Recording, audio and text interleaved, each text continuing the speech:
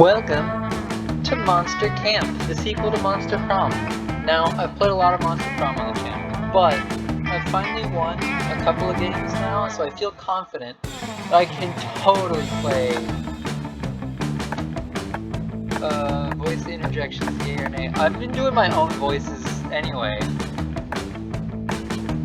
but I want to hear the awesome voice effects, just because I'm really curious what they mean by awesome voice effects. Sweet! So, it's just me. It's just me this time. I considered trying to get Amity to play, or maybe one of my other friends, but I couldn't make everything work, so it's just me. Full game. Ah, Camp Spooky, this stage of some of our dearest summers. Back then we were young and unafraid. Oh yeah, for those of you who may be visiting for the first time, I at one point tried to do the narrator voice from SpongeBob, and it just slowly evolved into bad French, and so now the narrator just got a bad French accent. With school far away, everything seemed possible as the sun embraced us on our way to camp. Summer has the distinct power, doesn't it? You live for the days, while the nights inebriate you with possibilities. It's like life could take a turn at every corner. And for us, it did. Hey! Well, usually I play these characters, yeah, and I'm gonna do it again. Custom name.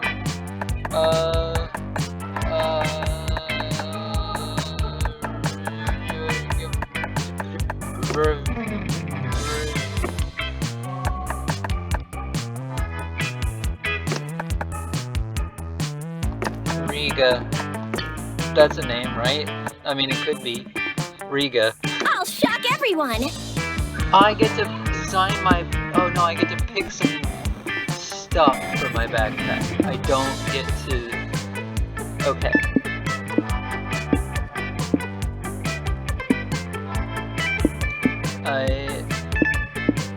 I'm gonna get some uranium lipstick.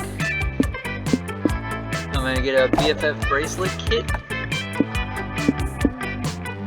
And I'm gonna get this coloring Hawaiian shirt. That was fun, just pick some... I almost said artifacts, like equipment? That's still not giving the right vibe. Stuff, just some backpack stuff, that's my stats. One might say that the Monster Prom had hardened us on the highs and lows of love. But no, in love we're always absolute beginners. And summer camp was no different. No one talked about it, but the idea of a summer love loomed over our heads. Close to the last day of camp, there was a meteor shower happening, just 5 weeks away. Everyone knew that if you were into someone, you were going to watch that darn thing together. And so a silent yet powerful pressure invaded us. It was the Monster Prom all over again. Everything seemed uncertain. Everything but one thing. Whoever we were going to ask on a meteor shower date, it was probably going to be one of the 6 coolest people on that bus. Joy? Joy Johnson Joachim? Joy Johnson Joachim, 23. A badass bitch who wanted to chill a bit after saving the world countless times.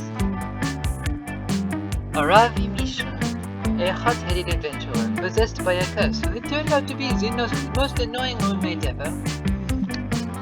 Calculator Hewlett-Packard, version 1.1, a library computer who had become a sentient robot ready to experience life to its fullest.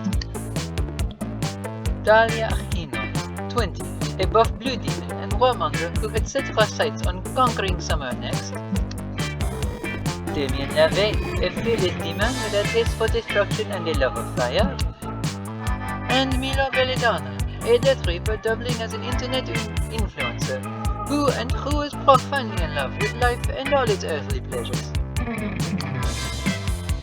The bus trip was long, and all of summer could be shaped by the first step well taken. And so it was clear, it all came down to breaking the ice and causing a good impression with the right person. Alright, which of these would be my favorite TV show? Well, honestly, okay, not this one. Not this one. Depends on what the documentary's about, so I guess I'll eliminate that one because it's too big. Depends on the kind of game show, so again, I guess I'll eliminate it for being too big.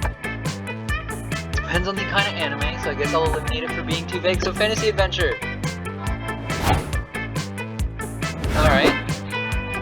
Ooh, I didn't know you were a fantasy adventure fan, Riga. It's pretty much my favorite TV genre too. Although for me that stuff is basically slice of life. If you're intrigued by the idea of fighting against the looming threat of evil while also juggling a love triangle on the side, you should see my Monday schedule. But hey, if that's what you're into, maybe we'll actually have common ground while we're at camp. We could hang out more. We only had 5 weeks left to woo our crushes and conquer their hearts. Because I already said, we were young and unafraid. We were ready to start. A new day, a new adventure. Alright. Okay. Okay. Okay. So there's no money in this one. Oh, that's gonna ruin everybody's fun.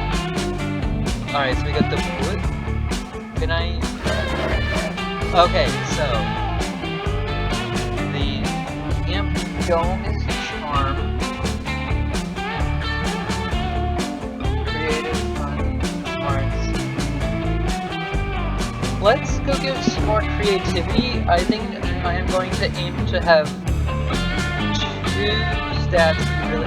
I've never figured out what the good strat is for stat distribution, so my plan this time is I'm aiming for 2 stats being really high. So that day, the monster scouts hike around the camp, cleaning up litter to respect nature and stuff. Nobody but Coach gives a darn about picking up trash, but it does mean you can contest to find the coolest garbage.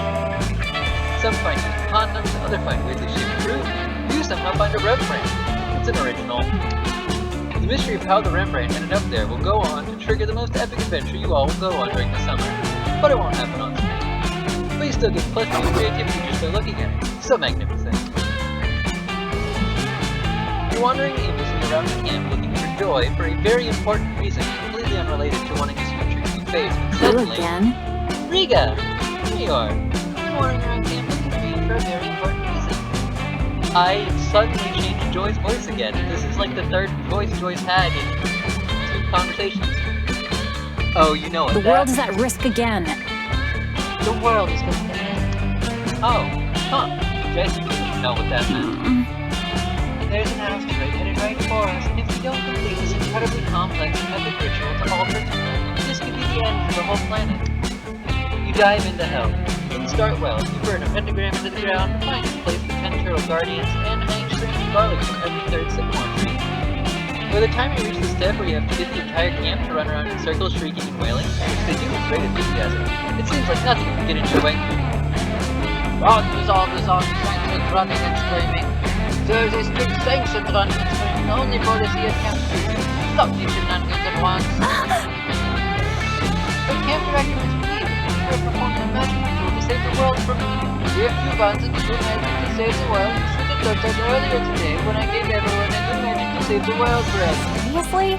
But I didn't need the new magic to save the world then. I need the new magic to save the world now.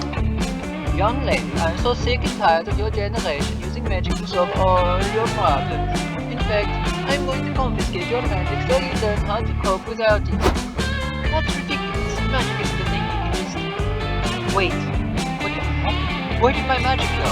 Why can't I feel my magic? This cannot be for real. Oh my goddess. She did it. Camp Director Miss Weaving took away my magic. Now how are we going to save the world from this asteroid? That's an easy one. You know all about stopping asteroids without using magic. All you have to do is...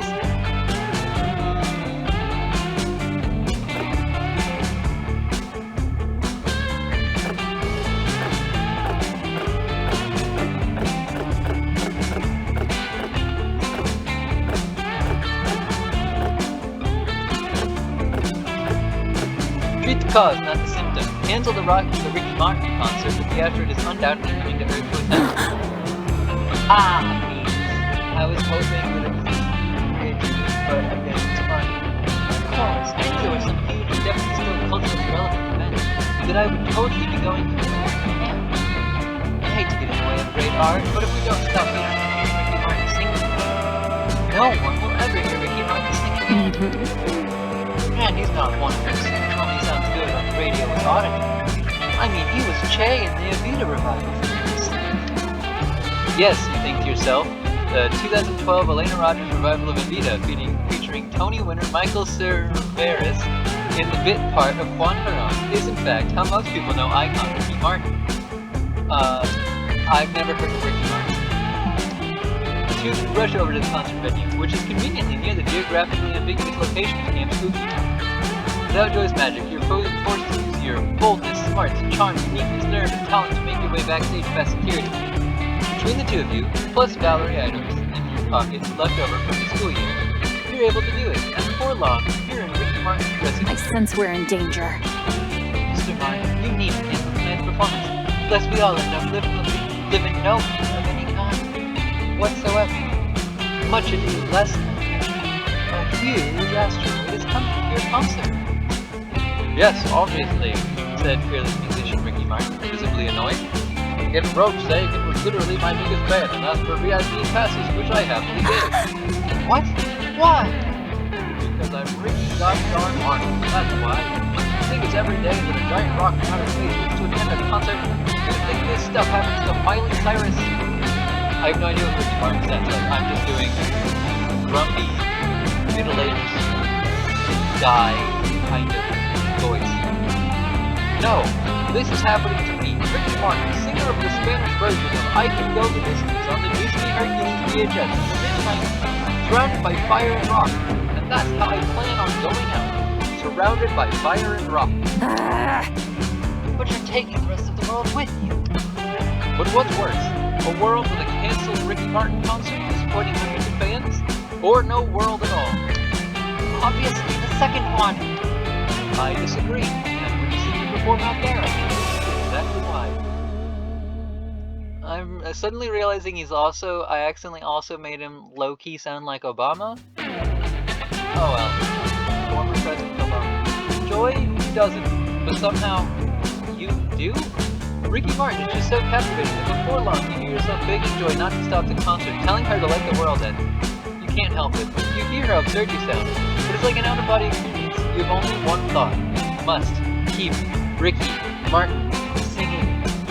Luckily, the ozone layer reduces the asteroid to the size of a potato, which lands on your foot, so no one but your foot is hurt.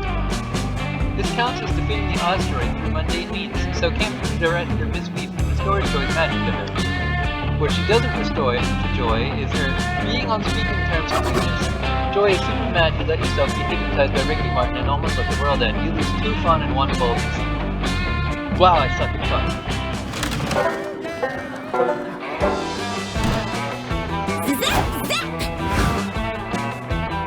Alright.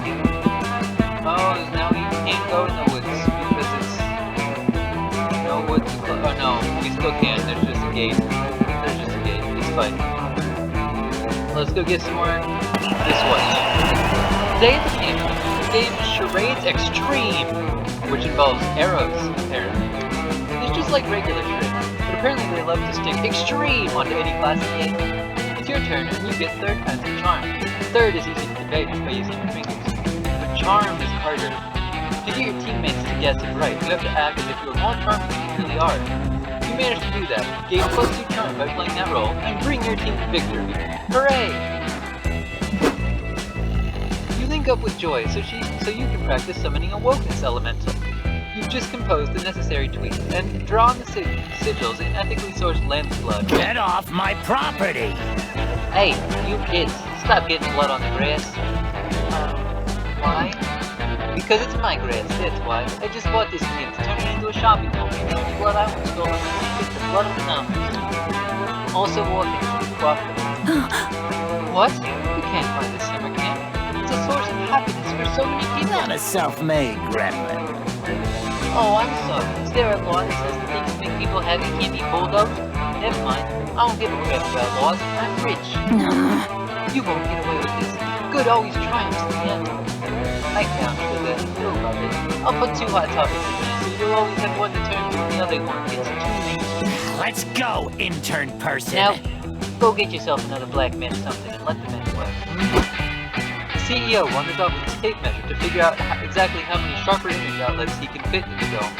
leaving you alone with a human joy. Enough of this.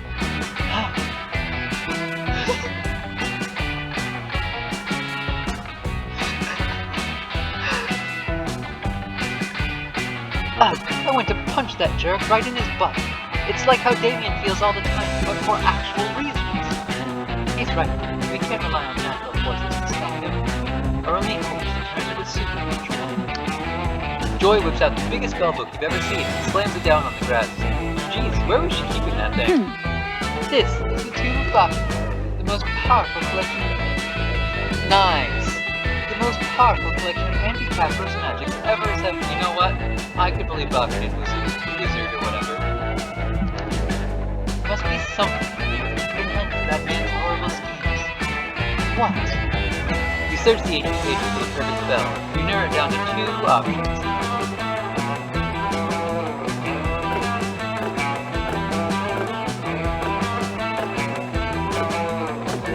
Okay. This feels like it's either smarts or boldness. Unfortunately, this feels like it's either creativity or fun. But I'm gonna gamble. It's fun. Of course, the go-to-jail card is a powerful artifact indeed. Ever since it was first widely distributed by the Fraternity of the Party, it has been a potent tool in the struggle against monopoly. All we need is the appropriate reagents. Let's see, stock car, jet, printer to bind it. Yes, I think this just might work. And I'm back. Pardon my absence. I was just doing an equal monologue while making a poor person shine my shoes. Now, what new strategies have you concocted for the feat? A bake sale? A rock concert with charity? Some other pointless display of youthful vigor? It won't work. Triguna Micoides Tricorum Satisti. I recognize some of those words. Oh, we have something much more effective. Behold, the go-to-jail card. That pathetic thing, it might have worked on me long ago, but it's useless now. Money doesn't buy happiness. Just kidding. Oh, it totally does. I'm a billionaire, sweetheart. Jail is for other people. But Monopoly. Sure, the Parker brothers were a thorn in our side for a while, but we outsmarted them. Why do you think video games were invented? Obviously, to sap power from the tabletop industry does undermine the authority of Monopoly rules. Besides, you're forgetting about an even more potent artifact, one I happen to possess. You're fired! The get-out-of-jail-free card. Enough of this. What? You can't evade justice with a simple piece of card stock? That's stupid. Is it any stupider than trying to send me to jail with a simple piece of card stock? I guess I was just swept up by Riga's beyond circumstances. It won't happen again. No! Joy leaves, defeated. Meanwhile, according to Monopoly rules, you have to pay the CEO $100 for ending your turn on his land. He retreats briefly to consider whether you should build hotels on his property instead, but that's a little comfort. You lose 2 boldness and 1 charm.